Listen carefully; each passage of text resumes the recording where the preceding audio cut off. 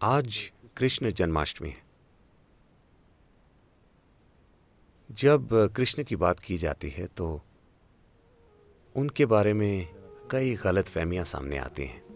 जब हम कृष्ण कहते हैं तो ज़्यादातर लोग बस मक्खन, लड़कियों और बांसुरी के बारे में सोचते हैं। हाँ,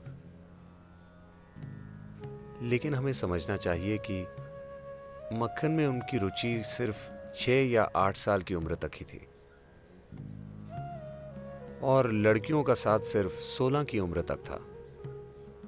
16 की उम्र में जब उनके गुरु सांदीपानी ने ये समझाया कि उनके जीवन का उद्देश्य क्या है, सबसे पहले उन्होंने वृंदावन छोड़ दिया और कभी वापस नहीं गए। कभी वापस नहीं गए, ना तो अपने रिश्तेदारों से मिलने, ना ही वहां के लड़के लड़कियों से मिलने। वहीं उसका अंत हो गया। 16 की उम्र में वो चले गए। जब वो जा रहे थे, आज जब हम कृष्ण कहते हैं तो हम राधे कृष्ण कहते हैं। राधे कृष्ण से पहले आती, क्योंकि उनका प्रेम, उनकी करीबी, उनकी प्रेम लीला ने इस उपमहाद्वीप की पूरी संस्कृति की कल्पना में इस तरह जगह पाई है कि हम कृष्ण राधे नहीं कहते, हम राधे कृष्ण कहते हैं। लेकिन 16 की उम्र में उन्होंने राधे को आखिरी बार देखा और फिर कभी नहीं देखा।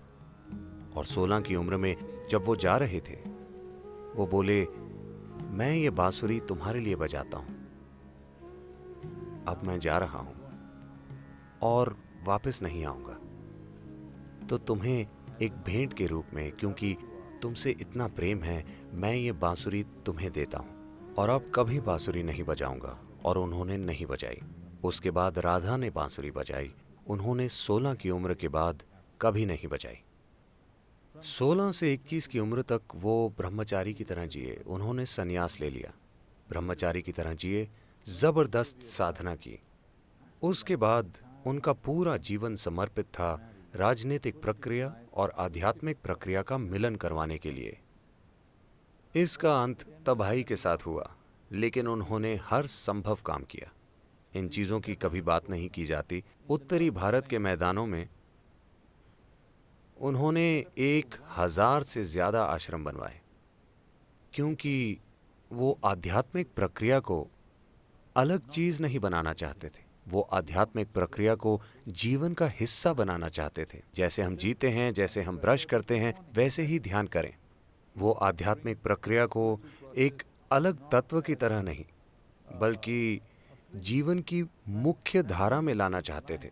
विशेष रूप से देशों के शासकों के जीवन में, उन सभी देशों के जो उस समय मिलकर भारत बनाते थे।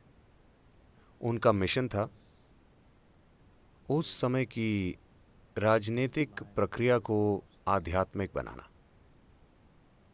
तो साफ है कि उन दिनों की राजनीति लोकतांत्रिक नहीं थी। तो उन्होंने सोचा कि सबसे जरूरी चीज है, अगर शासकों तक आध्यात्म पहुंचे तो फायदा स्वाभाविक रूप से लोगों को मिलेगा। जो लोग दूसरे लोगों के जीवन को संभालते हैं, जैसे राजा या प्रधानमंत्री या आज के राष्ट्रपति या किसी कंपनी के सीईओ, क्योंकि उनके नीचे लाखों लोग काम करते हैं। जब आपके पास ऐसी जिम्मेदारी है तो हर विचार जो आप पैदा करते हैं, हर भावना जो आप पैदा करते हैं, हर काम जो आप करते हैं, वो लाखों लोगों की जिंदगी को प्रभावित करता है। जब आपके पास ऐसी जिम्मेदारी है तो ये बहुत महत्वपूर्ण है कि आप एक अच्छी स्थिति में हैं। आप क्या सोचते हैं, क्या महसूस करते हैं, वो एक ऐसे भीतरी स्थान से आना चाहिए जो लोगों की खुशहाली के लिए काम करे। अगर मैं एक सीमित नजरिए से जीवन को देखता हूं तो हर विचार जो मैं पैदा करता हूं, हर भावना जो मेरे अंदर है, उससे लोगों का जीवन बर्बाद होगा। वो काम जो मैं करता हूं और विशेष रूप से वो काम जो मैं नहीं करता, जो मुझे करने चाहिए, उनसे लोगों के जीवन में जबरदस्त नुकसान होगा, है ना? तो उन्होंने सिर्फ शासकों पर ध्यान दिया। वो चाहते थे कि उस समय के राजा आध्यात्मिक हो जाएं। दुर्भाग्य से इसका अंत तबाही के साथ हुआ, कुरुक्षेत्र की तबाही। एक भयंकर युद्ध जिसमें पुरुषों की एक पूरी पीढ़ी खत्म हो गई। पर फिर भी हम उनकी पूजा करते हैं। हर वो चीज जो वो रचना चाहते थे वो असफल हो गई कुरुक्षेत्र युद्ध के साथ। एक चीज जो उन्होंने हर हाल में रोकने की कोशिश की वो था ये युद्ध, लेकिन सबसे भयंकर युद्ध हुआ और वो खुद, उनके अपने परिजन आपस में लड़े और एक दूसरे को मारा। पर हम उन्हें भगवान कहते हैं क्योंकि इस सब के बीच वो आनंदित थे, वो अछूते थे। एक भयंकर सच्चाई, एक भयंकर नाटक से जो उनके आसपास हो रहा था, पर फिर भी अछूते। इसीलिए हम उन्हें भगवान कहते हैं। ये आप भी कर सकते हैं, है ना? आप दुनिया में सबसे सफल बनेंगे या नहीं, ये कई सच्चाइयों पर निर्भर है।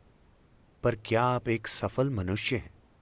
मतलब आप अपना जीवन जागरूक होकर चला सकते हैं, या जब जीवन आपको परेशान करेगा तो आप एक जानवर बन जाएंगे? यही सवाल है। अगर ये एक सवाल आप सफलता से संभाल लेते हैं तो हम आपको भी भगवान कहेंगे। हाँ,